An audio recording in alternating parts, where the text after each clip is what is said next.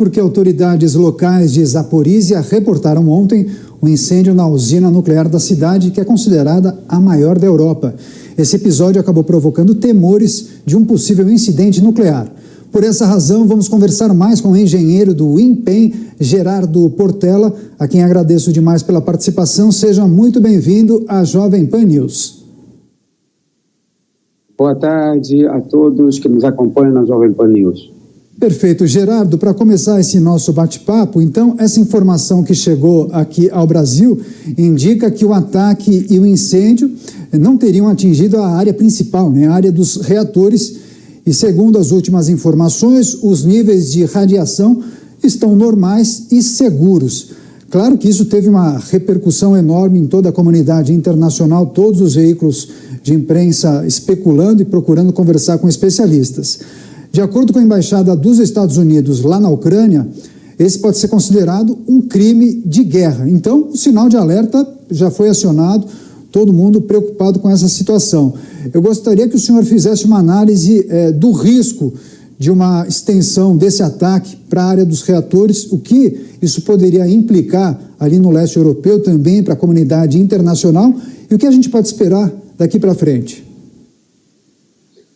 Esses reatores de água pressurizada são reatores até parecidos com o projeto PWR brasileiro, que nós temos nas centrais brasileiras. O projeto, na verdade, um deles é da Westinghouse, americana, e o outro da KWU Siemens, alemã, é o que nós temos aqui no Brasil. Mas o sistema de segurança desses reatores, eles são mais robustos no sistema PWR que nós temos aqui no Brasil.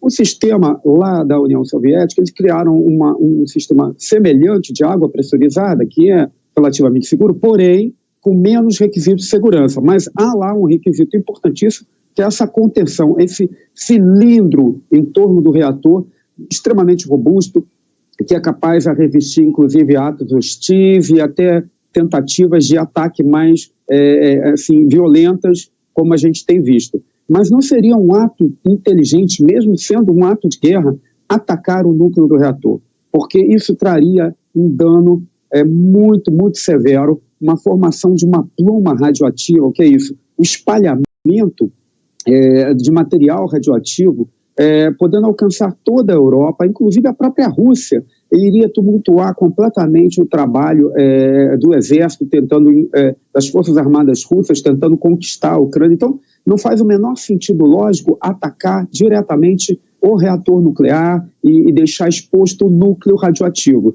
O que eles fizeram, na verdade, me parece mais no tabuleiro de xadrez de uma guerra, uma demonstração de força, dizendo que essa que é a maior usina nuclear da Europa, que produz cerca de 20% da energia da Ucrânia, está sob o poder deles. Então, eles podem tanto dificultar a alimentação elétrica da região, assim como também, em caso de derrota, em caso de terra arrasada, eles podem, aí sim, causar um dano como esse, para poder deixar para trás aí uma Ucrânia completamente destruída. Mas eu não vejo sentido fazer isso agora, porque até mesmo a região a ser conquistada, ela não poderia ser ocupada, ela ficaria como uma área de exclusão, porque os produtos de fissão de um reator nuclear como esse tem meia-vida de até 45 mil anos de radioatividade, isso é meia-vida, então depois tem mais 45 mil anos para cair meia-vida, então não faz o menor sentido lógico. Eu vejo isso uma exploração dos acidentes anteriores que nós tivemos por parte da Rússia para tentar intimidar, assustar, criar terror, dar a sensação de que poderia explodir como uma bomba atômica. É outro erro. Um reator nuclear nunca explode como uma bomba atômica. Uma bomba atômica tem um enriquecimento de 80% a 90% de urânio. Então, um reator nuclear só chega a 5%. Então, a reação em cadeia é muito mais branda e você libera essa energia de uma usina nuclear em 1, 2, 3 anos, sendo que uma bomba atômica libera toda a energia em milésimos de segundo. Por isso tem aquele efeito devastador. Então, eu diria que foi um ato muito mais de demonstração de força e ele destruiu um prédio, que é o prédio de treinamento, um prédio que aqui no Brasil, por exemplo, fica até fora da usina, fica numa região próxima, mas não dentro da região da usina. Eles sabiam exatamente o que estavam fazendo e o que eles fizeram foi uma grande demonstração de força, tentando aproveitar também o desconhecimento sobre a área nuclear, que a população em geral não é obrigada a entender e achar que poderia haver uma explosão nuclear.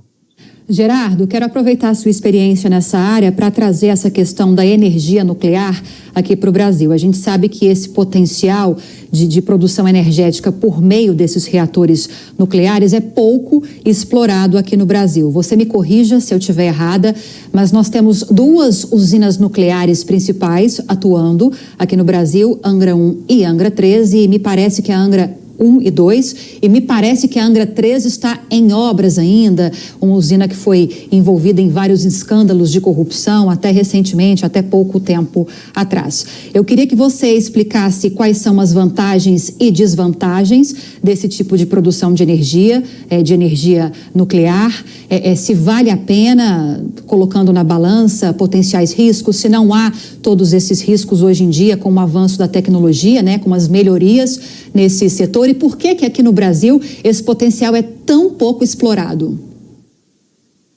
Certo. Eu vou colocar aqui a minha posição como engenheiro mecânico e também nuclear, né? Mas, é claro, existem várias opiniões, mas no meu entendimento técnico, há situações, países que precisam sim explorar a sua matriz energética utilizando usinas nucleares como uma pedra fundamental de sua matriz. Por quê? Porque você não vai ficar sem energia para combater o frio, você não vai ficar sem energia para mover a sua indústria, você não vai ficar nas trevas porque não tem habilidade ou conhecimento técnico para lidar com os riscos nucleares. O risco nuclear é, sim, um risco que tem uma classe muito elevada, né? E é importante dizer que recentemente tem havido aí a divulgação, e ela é válida, de que usinas nucleares são usinas limpas de carbono. Sim, quando comparadas com usinas térmicas que queimam diesel, usinas a carvão também, ela é muito mais limpa, porque ela só utiliza a queima de geradores de emergência, que semanalmente precisam ser ligados, também são geradores muito grandes, mas é muito pequeno a contribuição de CO2 quando comparado com essas outras 2 fontes. Mas se você comparar, por exemplo, com a hidrelétrica, com a eólica ou com a energia solar, a energia nuclear ela também ainda é um contribuinte de CO2 para o efeito de aquecimento do planeta. Porém, há um resíduo que a usina nuclear produz e sempre produziu, e que até hoje essa questão não é muito bem resolvida com a evolução tecnológica que a gente tem hoje, que é o lixo radioativo. Hoje ele precisa ser armazenado, ele é acumulado, ele dura, como eu disse, tem meia-vida de até 45 mil anos. Então, você vai ter que manter aquilo permanentemente. E cada vez mais que você produz energia, mais lixo é produzido, mais lixo é produzido. Então, por causa dessa questão, eu diria que quando você tem uma matriz energética que consegue fazer o abastecimento usando outros tipos de energia, isso deve ser privilegiado, como, por exemplo, energia hidrelétrica, energia eólica, energia solar. Porém, eu considero importante para o Brasil, sim, ter usinas nucleares, porque é uma tecnologia importantíssima. Inclusive, a qualquer momento, nós podemos descobrir como lidar melhor com o lixo nuclear, e quando isso acontecer, precisamos ter reatores, precisamos estar preparados. Eu sou a favor de investimentos em reatores de pesquisa para as universidades estudarem mais esse assunto, o tema nuclear. Então, eu acho que é bom termos uma central nuclear. Com relação ao Brasil, nós temos 2 usinas em operação com resultados muito positivos na área de segurança. Nós temos Angra 1, com tecnologia americana da Westinghouse, Angra 2 com a tecnologia alemã da KWO Siemens e hoje o Framatome. Então, nós temos essa tecnologia aprendida e aqui desenvolvida, e isso é salutar. A unidade 3 é uma questão de colocar no papel e verificar se realmente vale a pena, porque nós já temos a expertise desenvolvida com essas 2 usinas e temos oportunidades imensas na área de renováveis, na área hidrelétrica. Então, é uma questão polêmica, mas no meu entendimento, eu acho que 2 usinas está de bom tamanho para o Brasil, e ela deve continuar evoluindo na área tecnológica nuclear, porque é importante para a sua matriz ter essas usinas em operação e dominar o conhecimento da área nuclear, porque a qualquer momento pode haver uma disruptura tecnológica e a gente aprender a lidar melhor com o lixo nuclear. infelizmente, por enquanto, o lixo nuclear é o pior contaminante que existe na face da Terra. Estamos falando sobre os riscos de ataque às usinas nucleares na Ucrânia com o engenheiro do INPEM, Gerardo Portela, e agora seguimos com a pergunta do nosso comentarista Felipe Bueno.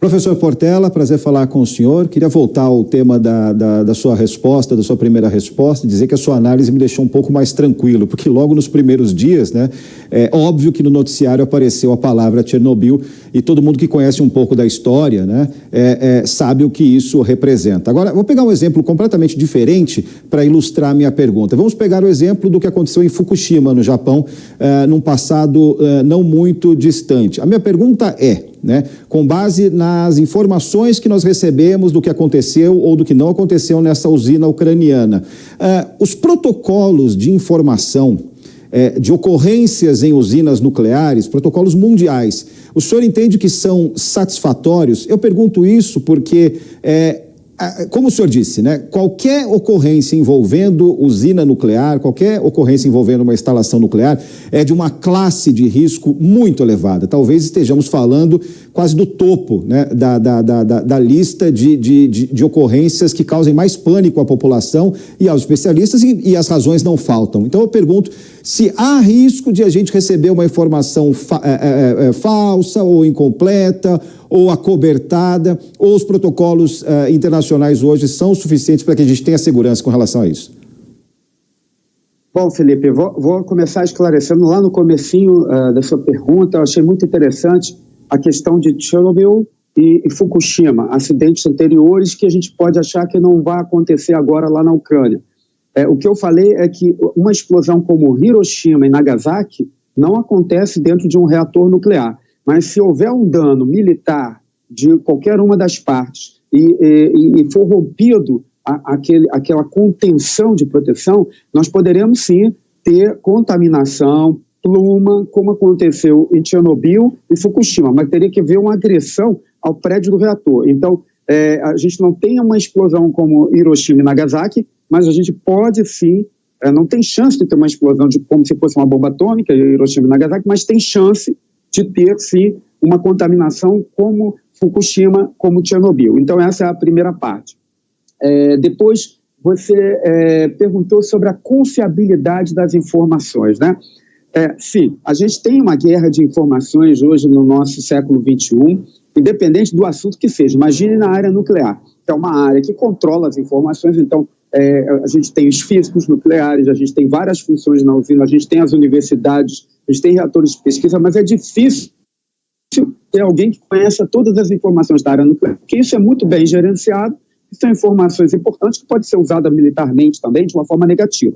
Então, existe sim essa preocupação com informações, mas existem os mecanismos naturais. Por exemplo, quando a gente teve aquele ataque lá na Ucrânia, imediatamente começou a ser circulado, até mesmo pelo presidente da Ucrânia, até bem intencionado talvez, a informação de que poderia haver uma explosão e destruir a Europa com 6 reatores explodindo simultaneamente. Então, essa é uma informação equivocada, de alguém que não estava bem assessorado ali.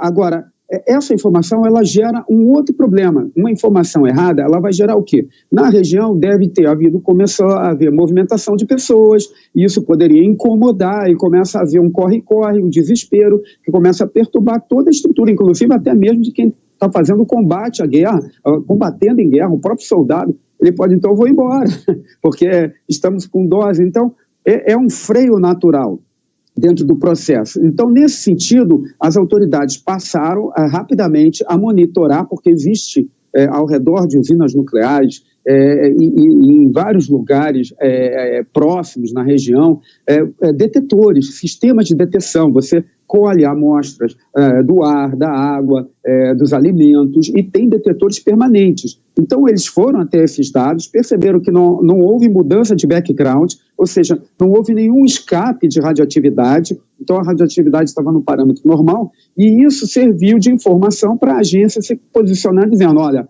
a minha posição não tem radioatividade. Então, uma coisa acaba fazendo sentido com a outra, quando você vê as imagens e vê como essa imagem que nós estamos vendo aí, que é um sinalizador. Não é realmente uma bomba, é um sinalizador para poder iluminar e fazer o balizamento para um ataque. Esse ataque foi desferido num prédio convencional, que a gente chama, que é um prédio de treinamento, então começa a fazer sentido a informação. E hoje em dia, se houvesse uma pruma realmente já se espalhando na Europa, isso já teria sido detectado e nós já estaríamos sabendo pelos outros países.